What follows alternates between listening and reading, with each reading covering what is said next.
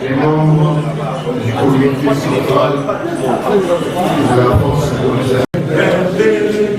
Parti de la jeunesse, le PPRD, parti de tous les âges, le PPRD, pour la reconstruction et la réconciliation du peuple congolais.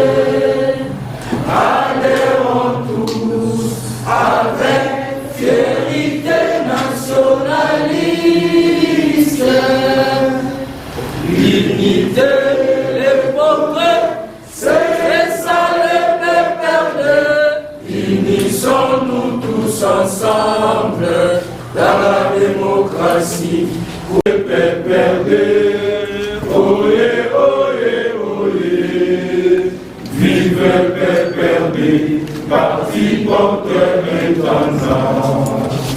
Le PPRD, viva, viva, viva, viva, le PPRD, viva, viva, viva, viva, le PPRD, oyez, oyez, oyez, vive le PPRD, parti porteur intendant. Pe akozala, bisope, toza, tozali, petro kozala, elongo na ye, na Nzambe. Encore une fois, je demande au caméraman, soit pour Fandi, soit pour Zongi Mouassima. Merci. D'entrée de jeu, Topesi, merci. La bande de Koba et Bayaki avant. Merci pour la patience, Nabino. Cela démontre, prouve à suffisance combien vous aimez Joseph Kabila et combien Bolinaga, PPRD, Nabiso et Bonga. Force du changement, viva! Viva! Sans plus tarder, comme vous le savez, nous allons suivre dans la discipline, dans la sérénité, le coordonnateur de la force révolutionnaire du changement, le camarade Jimmy Ngalassi. Maître Jimmy Ngalassi. Sous vos applaudissements,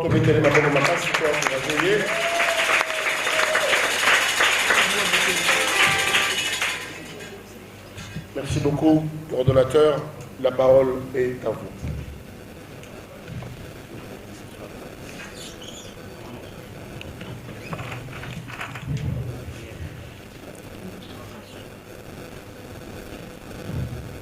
Force du changement, viva! Viva! Force révolutionnaire du changement, viva! Viva! Viva! Force révolutionnaire du changement du PPRD, viva! Viva! Viva! Viva! Victoire! Joseph Kabila, président national, Aza, Azali, Pe Akozala, Bisope, Toza, Tozali, Petro Kozala, et le Monaye, Nzambe.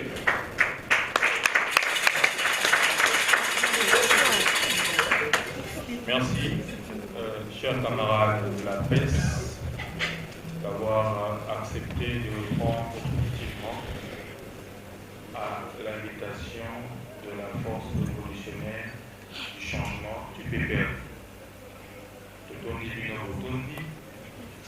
À vous toutes et tous, représentants, il y a la cellule de base pour l'ennemi, pour rejoindre noblement la lutte pour le besoin incarné. Merci aussi aux camarades représentants il y a un noyau force révolutionnaire du changement qui nous accompagne tous les jours. Et je vous invite et vous exhorte à ne pas baisser les bras, à continuer la lutte, puisque la victoire est certaine. PPRD viva. Viva! Juste un petit point, d'abord observation, pour l'église, au PESA, un glissement sur le tout d'Animawa. Ça fait plus de 3 mois que la structure Force révolutionnaire de changement ESO Tanguisama,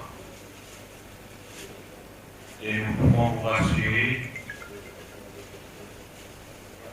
que Tokosuka Nanzelate, puisque la force révolutionnaire du changement est aussi là pour matérialiser le changement en 2023 avec Joseph Kabila Kabange.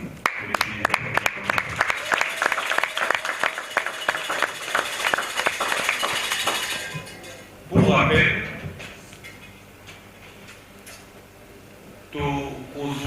point très important, il y a pour là, dans les médias de l'eau, il y a surtout la sous-traitance politique dans le cadre de la PPRD. De prime abord, que les amis qui pensent, qui estiment que la force révolutionnaire du changement est en guerre avec une ou autre structure basée à la Kenya, parce que nous, personnellement, nous ne sommes pas en guerre avec une ou une autre structure des jeunes. Nous avons nos idéaux et nous pouvons empêcher les autres camarades jeunes du parti d'avoir aussi les leurs. Et c'est beau de Zanango, surtout c'est une grande joie pour nous, le noyau et vous autres qui êtes là, c'est de retrouver dans les chefs de plusieurs le langage ou la pensée de la force révolutionnaire du changement.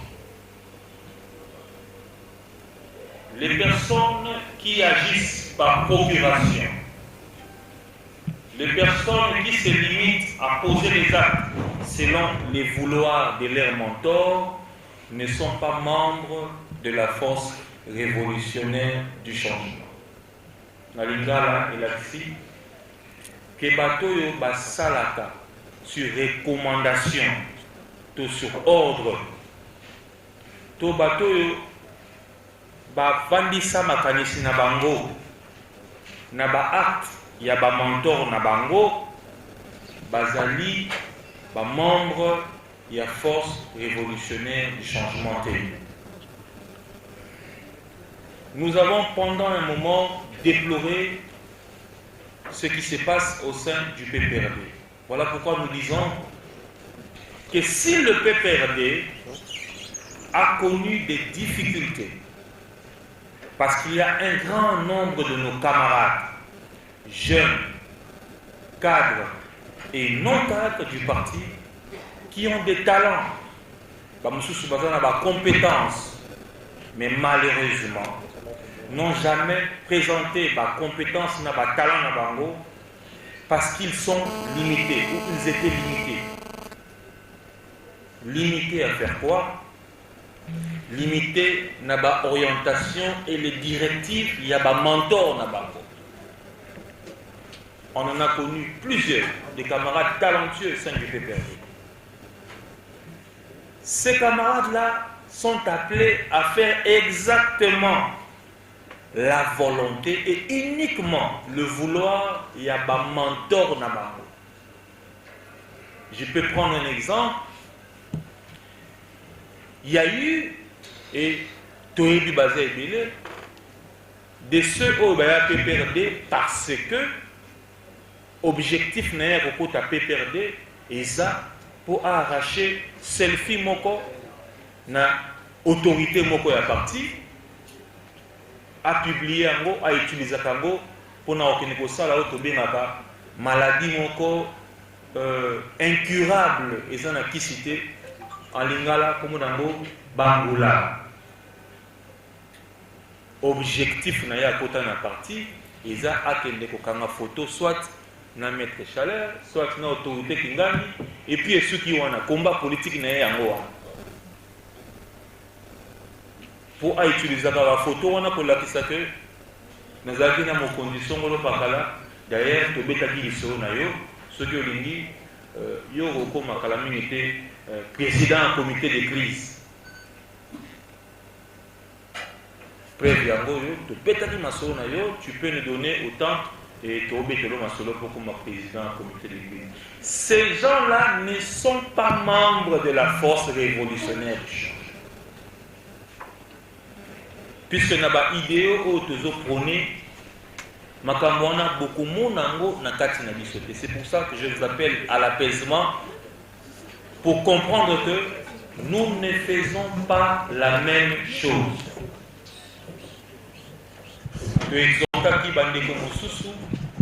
À ne pas réagir ni répondre dans la structure ici nous ne sommes pas les amis d'eux, les camarades d'eux, les cousins d'eux, les frères d'eux, non.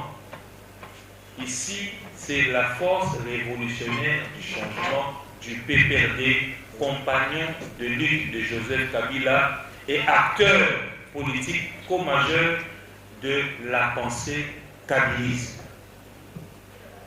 Il y a une grande différence entre les associations d'eux.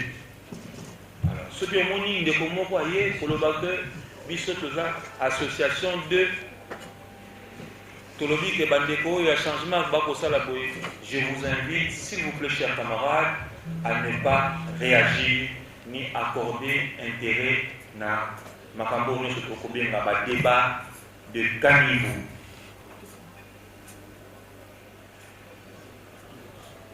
Lorsque nous parlerons ou nous parlons de la sous-traitance, et l'eau effréné parti Namiso et Zaba point Misak. Premier point, en ce qui concerne la sous-traitance, puisqu'aujourd'hui, nous sommes venus parler de la sous-traitance au téléma.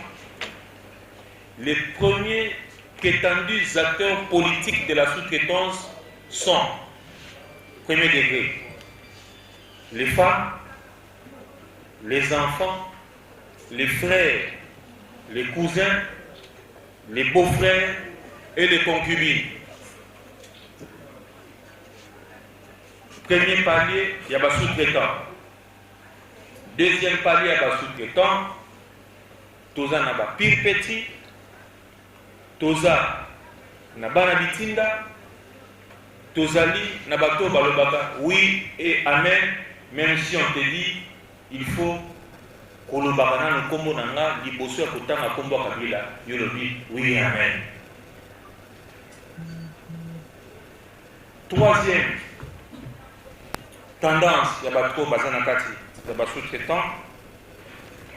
Tous les militants qui en principe devraient répondre et comprendre les idéaux du PPRD, comprendre la philosophie de l'autorité morale président national de la PPRD, pour comprendre le statut de le texte sur les origines PPRD qui malheureusement basali sous la domination, il y a des hommes forts, des militants, et c'est qu'il faut communiquer, penser à PPRD, des idéaux, même des réalisations du président national, incapable de le faire parce que basali sous la domination des hommes forts. Hommes forts, ce sont des personnes Vandisami na Kanyaka, oyo va travailler sérieusement jour et nuit pour appauvrir la jeunesse de Joseph Kabila. Puisque les militants sont en majorité des jeunes, ainsi que les autres mamans qui sont ici et les autres personnes responsables qui ont accepté de rejoindre la lutte. Pendant une Tolobi, sous la domination des hommes forts, parce que, étant démunis, les hommes forts, Bateau à Kanyaka, imposent à Bango moins rythme de vie. Imposent à Bango volonté na Bango.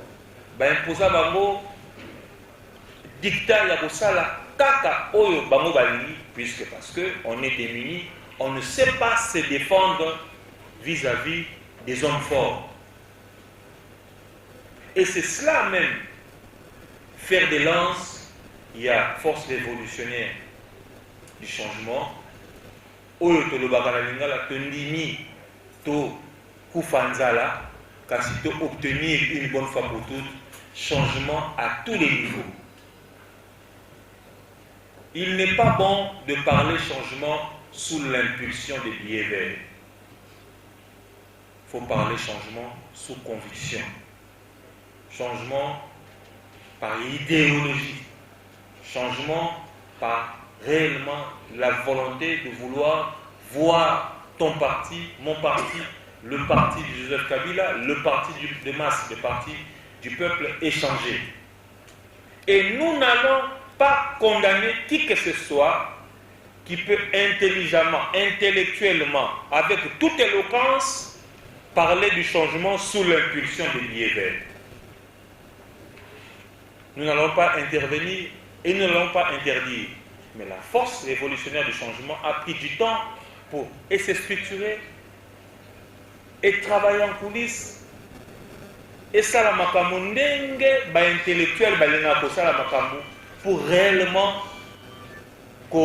obtenir résultat dans la lutte. Il y a un moment où ça semble être calme, c'est parce que tout ça la moussala de fond pour rechercher de prime abord l'inclusivité. Il y a la structure OESO composée PPRD. PPRD viva. Viva. À ma gauche, avant de continuer, beaucoup de monde bandé konabiso oyo pour rejoindre lutte. La caméra faut besoin bandé konabiso pour rejoindre lutte. Bassin à gauche, plus loin là-bas, vous verrez nos mamans permanents du parti.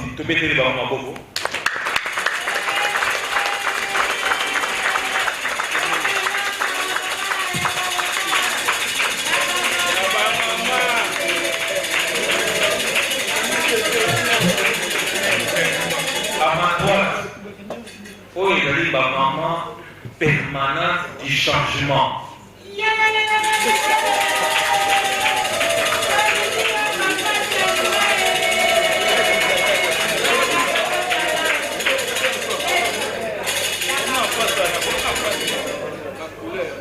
À droite, vous avez nos amis coordonnateurs YACAM, basés à droite, que BT Bango.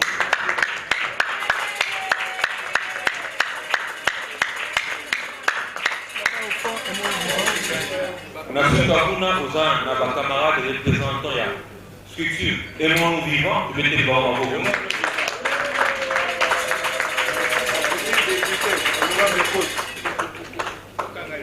Et sans oublier qu'il y a aussi les apôtres de la première heure, même si nous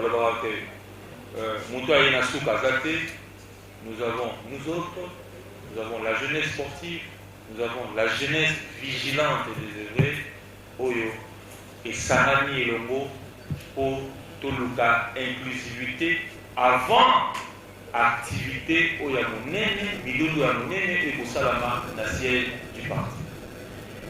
Que les gens se tranquillisent, Basuki Nanzela, Bazoyate Ponani, non, Tozali, Nakati Yakofungola Matoyi, Koyoka Bande Komosusu, Balobi que non, tolingi tobakisa mwa eloko moko likolo ya oyo bino bozosala yango tozo kosesoude puisque soki tosalaki activité wana basemaine oyo eleki peut-être que bandeko mosusu barejoindre biso balingai kopekisa to kobakisa mwa pilipili na makambo oyo tosali te. Nous ne sommes pas pressés, mais le temps est venu pour que le changement ezala réellement manifeste na kati ya parti na biso.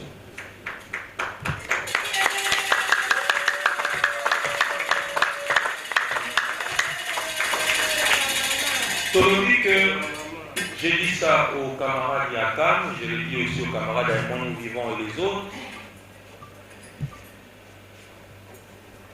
Il n'y a pas deux Aimons Vivants, il n'y a pas deux Akam. Nous avons dit que nous avons Mali, Nagosenga, na camarade Chaleur, Acti, dans le moment de Momo pour to pesa mwa picha wana continuer kaka refrain moko to telemi to pesa mwa mulunge et puis to zonga na kovanda esika ozali boka refrain isoe tobenga na Shadari Jeunesse telema obola isoe tobenga na Shadari c'est tellement comme la mission le la chata oh c'est tellement comme la mission le la chata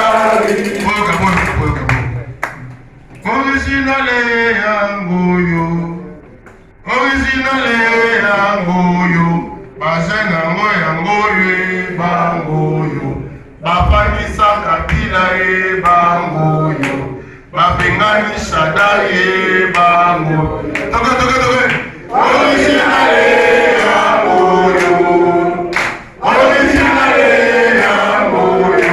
jeunesse yangoyo epangisa Kabila yangoyo epangisa Kabila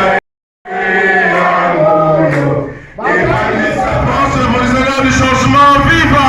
Viva! Joseph Kabila, viva! Viva! Viva! Joseph Kabila, viva! Viva! Viva! France révolutionnaire du changement, viva! Viva! Joseph Kabila, viva! Viva! Viva! Joseph Kabila, viva! Viva!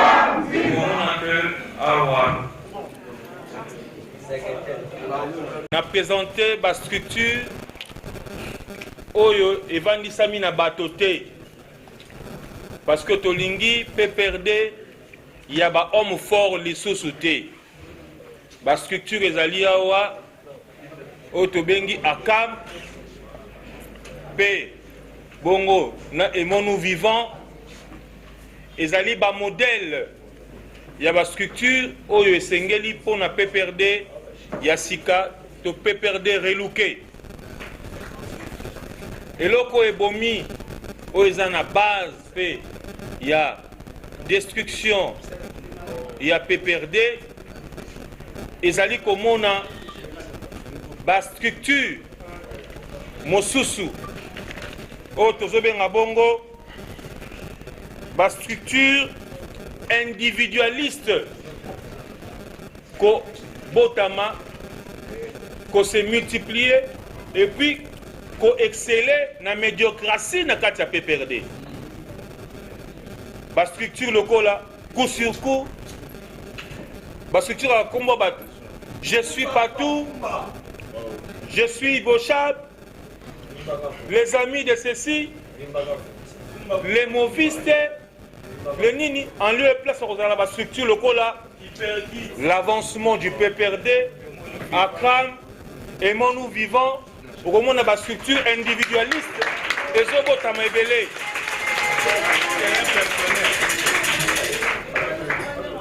okotika la komona structure moko te na kombo ya mutu evanda kimia soki biso to bato oyo balingi réellement changement batelemela moto azali likolo ya structure wana. Ba structure ba homme fort et botami tellement ebele na kati ya PPRD, et non pour l'intérêt du parti, du peuple, encore moins pour l'intérêt de Joseph Kabila, mais beaucoup plus pour l'intérêt na bango. C'est cela même notre benga cancer, myélodysplasie.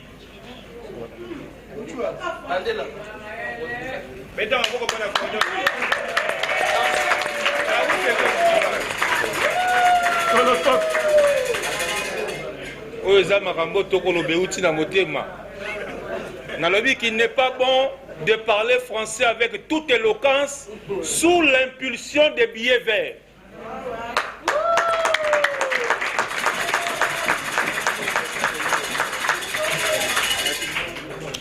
Il faut parler avec conscience, sérénité. Yango to bengi cancer au parti ezobela. Ezobela cancer, il y a ba parti, il y a ba structure, il y a ba to to bengi les hommes forts. Et donc il sera difficile de voir des personnes défendre les idéaux du parti, les textes du parti, mais beaucoup plus facile les romans à bateau à défendre coup sur coup, comme si na katia ba texte de na qui ba lobby que la force du changement, ce sont des frondeurs. Sont-ils capables de définir ce que veut dire frondeur? Ou ce sont des personnes qui agissent comme musée? Lorsqu'il y a un ça ne va pas, la révolution, c'est la seule alternative démocratique.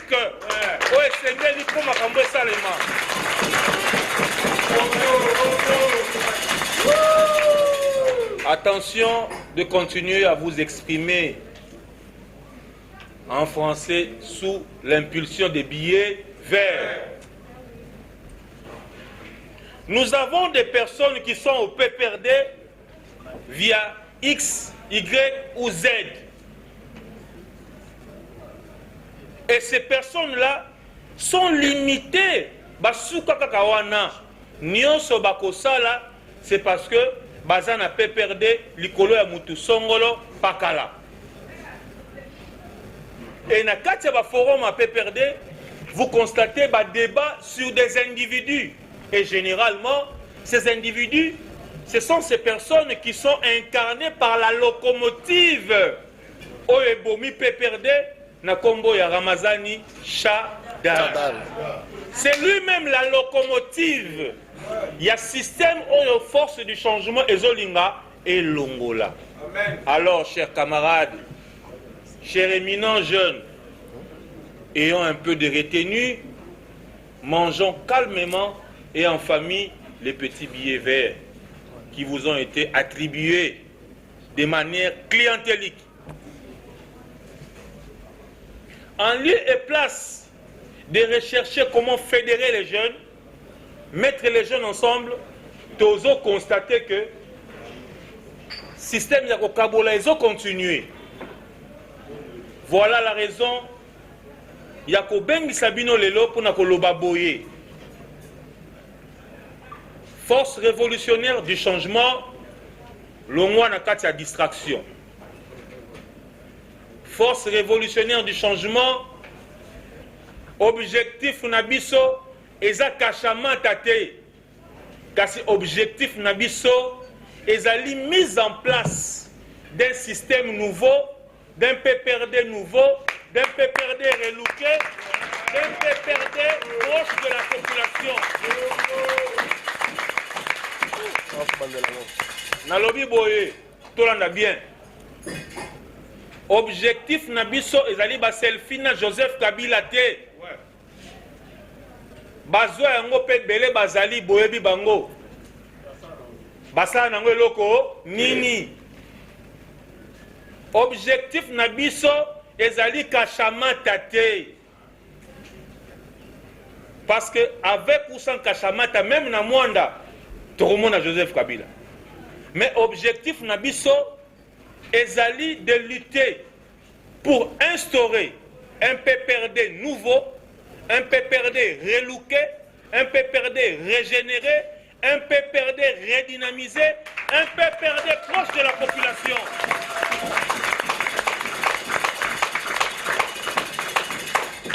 Et je vous assure que c'est l'impulsion d'un ventre affamé. C'est l'impulsion de quelqu'un qui refuse le billet vert.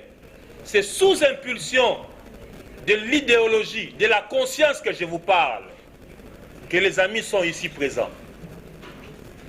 Il n'y aura aucune actualité au-dessus de l'actualité crédible que la force révolutionnaire de changement a zopé sa peau n'a pas perdu à Kabila.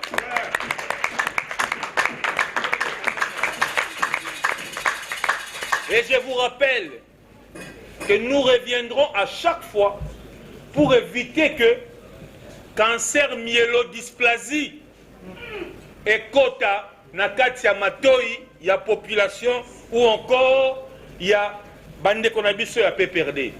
Sokoye ko tuba vaccin ya mabe tokoya pona kolongola vaccin wana.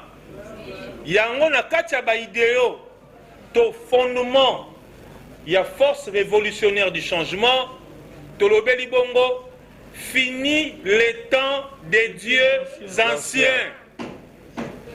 Bibli et lobi boye. Bande qu'on a biso per musulman ba oya bango. Soki ozali Moïse te kosimba pe lingwende te pona kobimisa bana Israël na Égypte. Lingenda bapesaka ngo kaka na Moïse. Moïse ali mbongo moto moko te pona koyebisa Pharaon esengeli o libérer peuple égyptien. Mais Moïse a qui sous l'impulsion, détermination et changement incarné par les dieux tout-puissants. Amen. Yango terebi sibino. Que la force du changement est laïque et la force du changement est sous l'impulsion du Dieu tout-puissant par son fils Joseph Kabila Kabange. Ouais.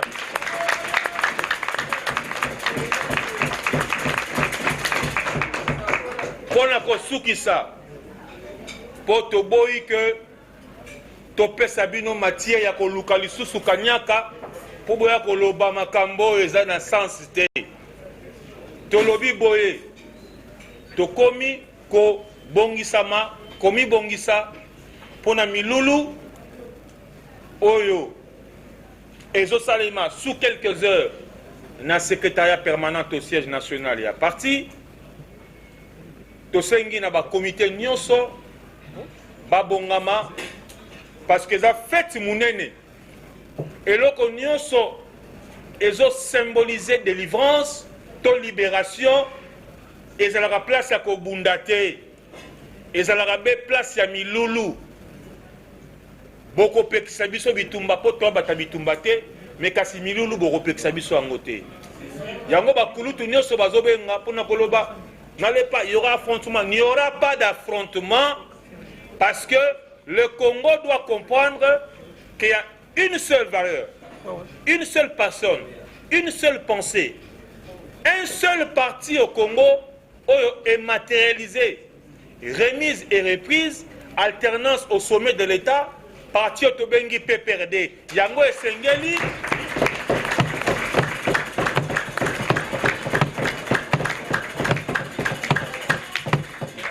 Tango tokolobela alternance esengeli kobakisaka PPRD.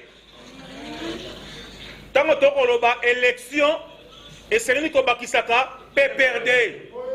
Parce que Congolais a yekoli élection tobengi urne à travers une personne, une valeur énigmatiquement connue.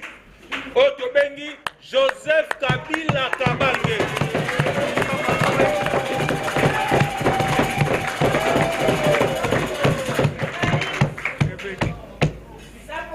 C'est comme ça que l'activité autocontenue na siège national, secrétariat permanent, il y a PPRD, qu'il pleuve, qu'il neige, et qu'au Salema, na kombo ya Dieu Tout-Puissant et sous la bénédiction de Joseph Kabila.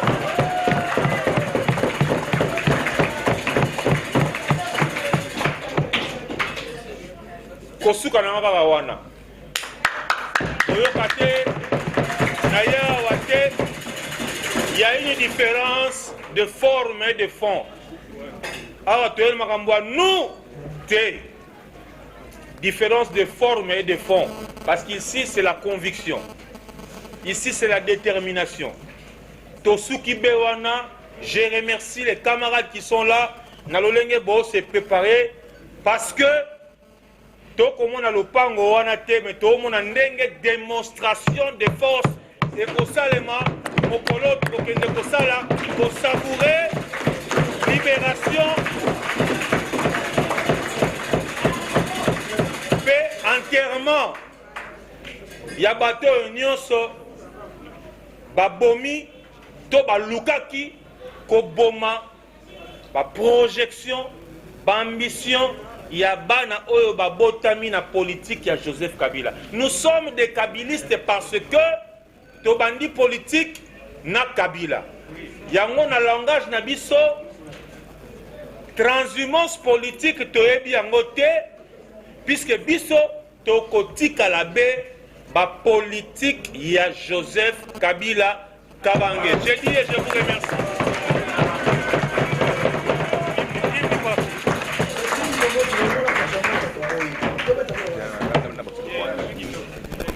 Yango, Ndeko Nangai, mon jeune frère que j'aime beaucoup, les Blancs, Alobi, Tozape na Basloga, la biso de Betagawa. Photo clôturée, Nagoseng et Salama, avec beaucoup de puissance et de force.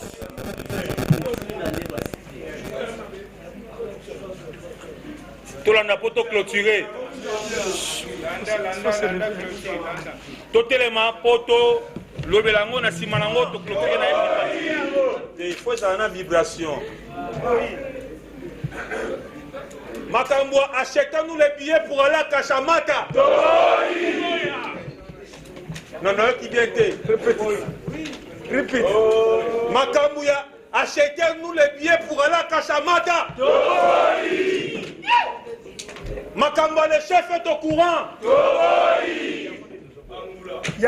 Makambo ya mokubwa anasema.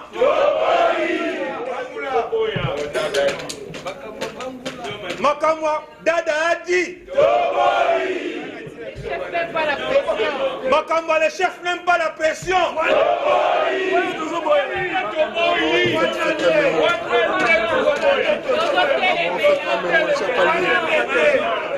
Makambo remettez-nous les mémos.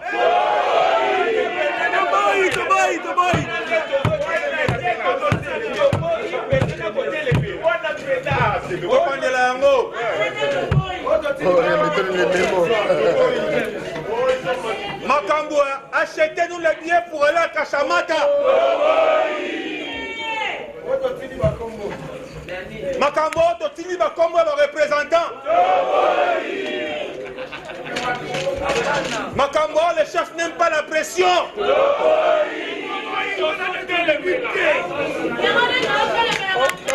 Makambo mukubwa anasema.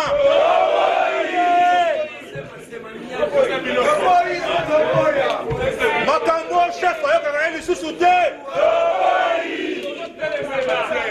Makambo remettez-nous les mémos.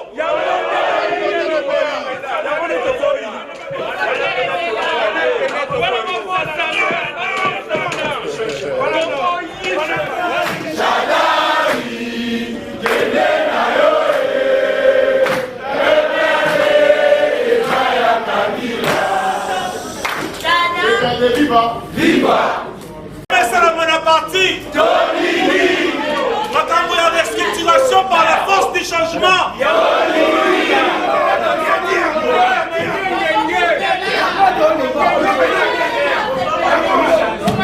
Makambo ya restructuration par la force du changement.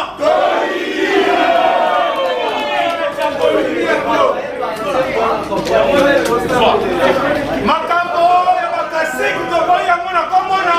Yesu.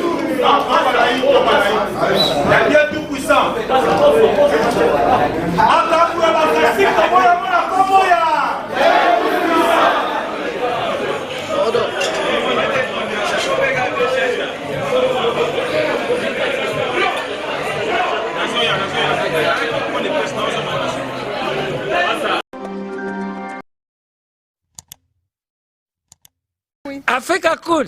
Et après cool. Africa cool. Après cool. Le quoi cool matopi.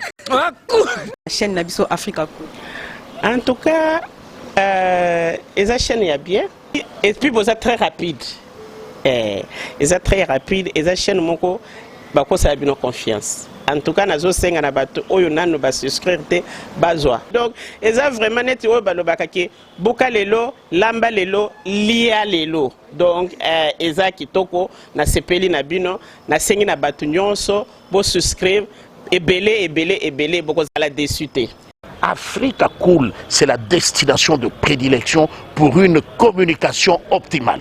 Longo Dianabino Mama. Merci beaucoup. Vous voulez le Congo? Pour que le Congo devienne cool, pour suivre les cool analyses, alors revenez et abonnez-vous massivement. Bobozana Moana, massivement. Africa Cool. Équipe Mobimba et Africa Cool. Bah, félicitations. Et au monde de la chaîne, impartial.